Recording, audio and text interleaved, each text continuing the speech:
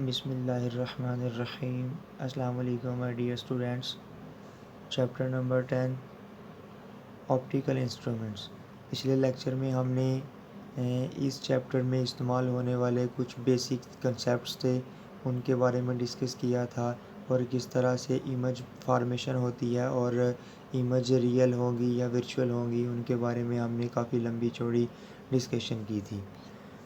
जो हम optical instruments के बारे में डिस्कस करेंगे तो ऑप्टिकल इंस्ट्रूमेंट्स ऐसे आलात होते हैं, ऐसे आले होते हैं जो लॉ ऑफ रिफ्लेक्शन पे और रिफ्रैक्शन पे बेस करते हैं। लॉ ऑफ रिफ्लेक्शन और लॉ ऑफ रिफ्रैक्शन के बारे में हमने पिछले लेक्चर में डिस्कस किया था। एग्जांपल के लिए कंपाउंड माइक्रोस्कोप है और टेलीस्कोप है हमारे पास। उसके बाद नेक्स्ट जो डेफिनेशन है वो है least distance of distinct vision of near point. अब ये least distance of distinct vision या फिर नियर पॉइंट, दो एक ही चीज़ के ये दो नेम हैं। तो फॉर एग्ज़ाम्पल ये कोई ह्यूमन आइज़ है, आँख है ये, तो इस आँख से जो मिनिमम डिस्टेंस होगा जहाँ पर आप किसी भी ऑब्जेक्ट को वाज़िया देख सकते हो, कम से कम डिस्टेंस जहाँ पर किसी भी ऑब्जेक्ट को वाज़िया देख सकते हो, वो नियर पॉइंट कहलाएगा या फिर least distance of distinct vision कहलाएगा। डिस्टिंक्ट मीन होता है वाज़िया। नोट में आपने ये एमसीक्यूज़ में पूछा जा सकता है कि जो लीस्ट डिस्टेंस है उसको हम डी से डिनोट करते हैं और ये जो नॉर्मल ह्यूमन के लिए, एक आम इंसान के लिए, नॉर्मल इंसान के लिए जो डी है वो 25 सेंटीमीटर होता है। आप 25 सेंटीमीटर दूर तक एक ऑब्जेक्ट को वाज़िया जो है वो देख सकते हो।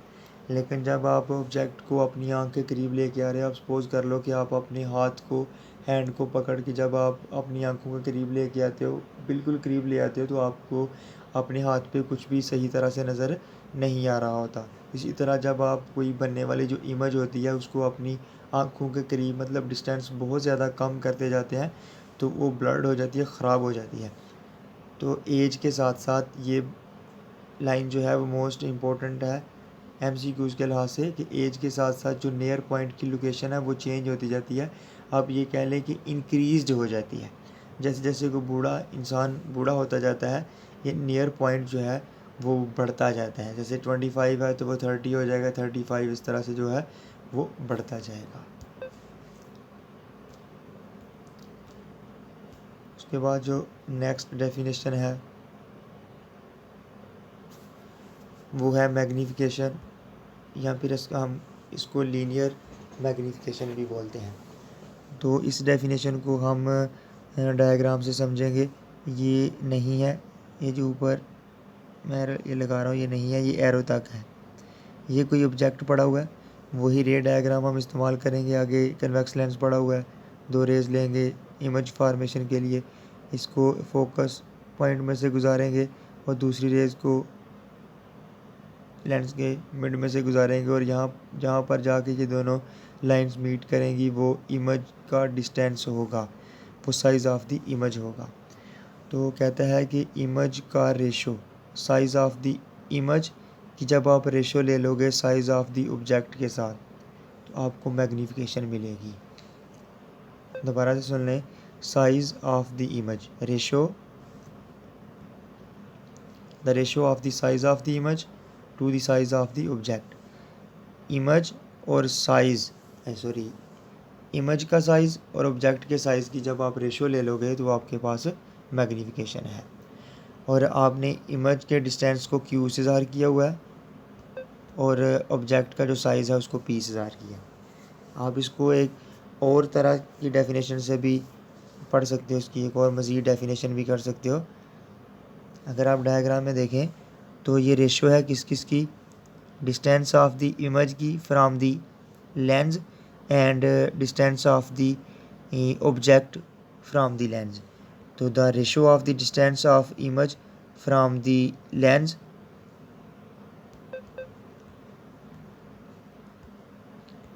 Ratio of the distance of the image from the lens to the distance of the object from the lens is called magnification. इसको हम लीनियर मैग्नीफिकेशन भी बोलते हैं।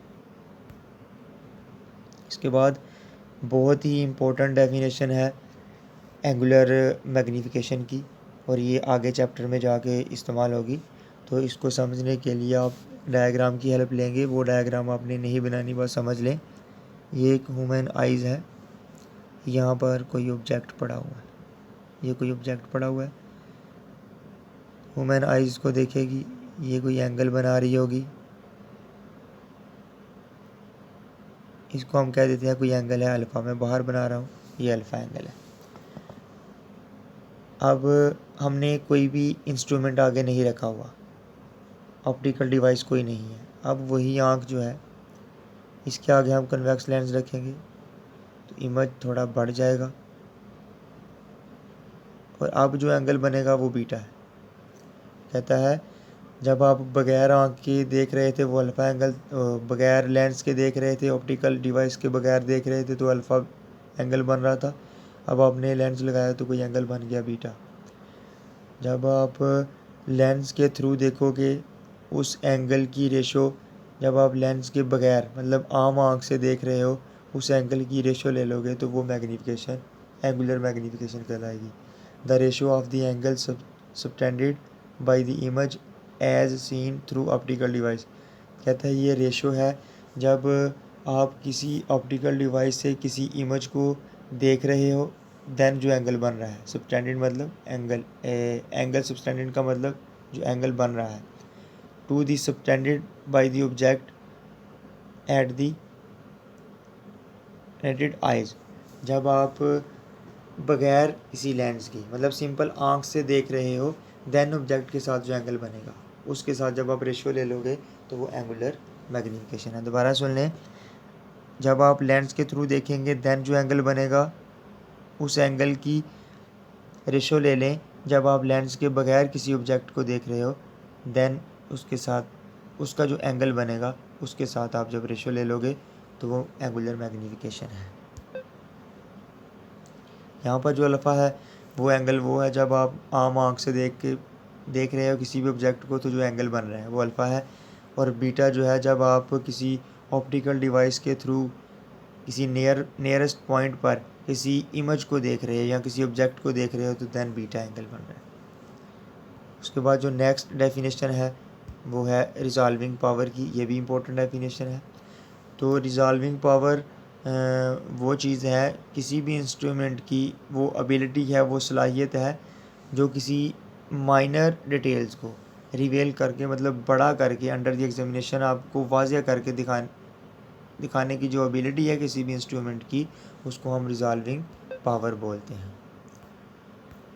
इसकी एक अदर डेफिनेशन आप करना चाहें तो रिजॉल्विंग पावर किसी इंस्ट्रूमेंट की वो एबिलिटी है जो दो पॉइंट्स को, दो क्लोज ऑब्जेक्ट्स पड़े हुए हैं तो इनको वाज़िया सेपरेट करके दिखाना। मतलब अगर आपको देखें तो बगैर आपको किसी लेंस के या किसी इंस्ट्रूमेंट के बगैर आपको ये थोड़ा सा डिस्टेंस नज़र आ रहा है, तो जब आप कोई लेंस इस्तेमाल करते हो तो ये आपको बड़ा करके दिखा दे, ये डिस्टेंस बढ़ गया है, तो ये रिजॉल्विंग पावर है। जैसे आप अगर आप देखें आप कोई इमेज बनाते हो किसी अच्छे कैमरे के साथ बनाते हो, तो जब आप इमेज को बड़ा करते हो तो देन जो उसकी इमेज के ऊपर वर्ड आपने लिखे हुए हैं या कोई इमेज बनी हुई है तो वो ब्लर्ड नहीं होती, वो फैलती नहीं है। मतलब क्योंकि उसके जो पिक्सल्स हैं वो ख़राब नहीं होते, मतलब पिक्सल जो है उसकी अच्छे पिक्सल्स हैं, तो वही उसकी जो अच्छाई है वो रिजॉल्विंग पावर है।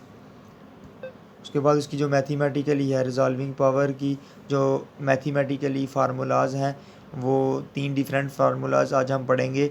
लेंस के लिए है और उसके बाद ग्रेडिंग के लिए है और मल्टी डायफ्रैक्शन के लिए है। तो फर्स्ट फार्मूला जो है वो हम लेंस के लिए देखते हैं मैथमेटिकली।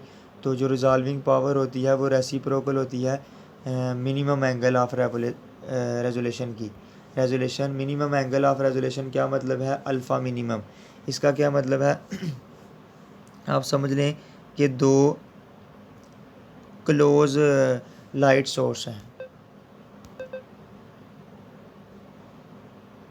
तो अब जब आप बहुत दूर से किसी आँख से इनको देख रहे हो तो इनके दरमियान जो एंगल बनेगा वो बहुत ही स्मॉल एंगल होगा और इसी को हम अल्फ़ा मिनिमम बोल रहे हैं।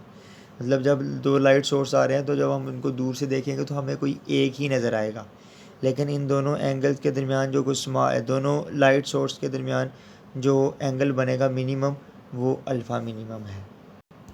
और ये एक साइंटिस्ट था रिले, उसने ये शो किया था, उसने ये फार्मूला जो है वो दिया था कि उसने एक लाइट की वेवलेंथ इस्तेमाल की थी, और लाइट एक इस्तेमाल की थी जिसकी वेवलेंथ लैम्डा थी, 2 पॉइंट्स को सेपरेट दिखाने के लिए लेंस को इस्तेमाल करते हुए, और उस लेंस का जो डायमीटर था वो डी था। तो जो मिनिमम एंगल बनता है उसका जो मिनिमम एंगल है उसका फार्मूला जो है वो होता है 1.22 लैम्डा डिवाइडेड बाई डी। यहाँ पर जो 1.22 है वो रिलियन क्राइटेरियन है, रिले क्राइटेरियन इसको बोलेंगे हम। और according to definition resolving power जो है वो रेसिप्रोकल है मिनिमम एंगल की, और मिनिमम एंगल की वैल्यू जब हम पुट करेंगे नीचे तो ये डबल बटे में आएगी, तो ऊपर आके वो डी ऊपर चला जाएगा, तो रिजॉल्विंग पावर हमारे पास आ जाएगी R is equal to D divided by 1.22 lambda. और ये जो फार्मूला है वो लेंस के लिए है, लेंस के बारे में रिजॉल्विंग पावर का फार्मूला जो रिले ने हमें दिया था। और अगर आप इस इक्वेशन से देखें तो अगर जो वेवलेंथ ऑफ लाइट जो है स्मॉल होगी तो रिजॉल्विंग पावर बढ़ेगी क्योंकि इन्वर्स रिलेशन है, और अगर डायमीटर आप ज़्यादा कर दोगे लेंस का तो रिजॉल्विंग पावर बढ़ेगी क्योंकि डायरेक्ट रिलेशन है। उसके बाद रिजॉल्विंग पावर डायफ्रैक्शन ग्रेटिंग के लिए, तो डायफ्रैक्शन ग्रेटिंग के लिए जो रिजॉल्विंग पावर है का फार्मूला है वो R is equal to lambda by delta lambda है। Delta lambda difference between wavelength है, तो delta lambda is equal to lambda 2 minus lambda 1 आएगा। तो ये इक्वेशन शो कर रही है कि जितना डिफरेंस कम होगा, अब जितना डिफरेंस वेवलेंथ के दरमियान कम होगा उतनी ज़्यादा रिजॉल्विंग पावर होगी क्योंकि इसका इसके साथ इन्वर्स रिलेशन है। उसके बाद मल्टी आर्डर डायफ्रैक्शन है, तो अगर आप डायफ्रैक्शन ग्रेटिंग के ऊपर आपने वो जो लाइंस रोल डाउन करते हो जो हमने 9th चैप्टर में पढ़ा था, अगर वो टोटल नंबर ऑफ़ जो लाइंस आपने रोल डाउन की हैं ग्रेटिंग पर वो n हो, तो दैन जो रिजॉल्विंग पावर है वो होगी R is equal to n multiply m। यहाँ पर जो m है वो आर्डर ऑफ डायफ्रैक्शन है। ओके, अपना ख्याल रखिएगा, मिलते हैं नेक्स्ट लेक्चर में। और अगर हमारी वीडियो पसंद आई हो तो इसको ज़्यादा से ज़्यादा लाइक और शेयर कीजिएगा ताकि दूसरे भी इससे फ़ायदा उठा सकें। अल्लाह हाफिज़।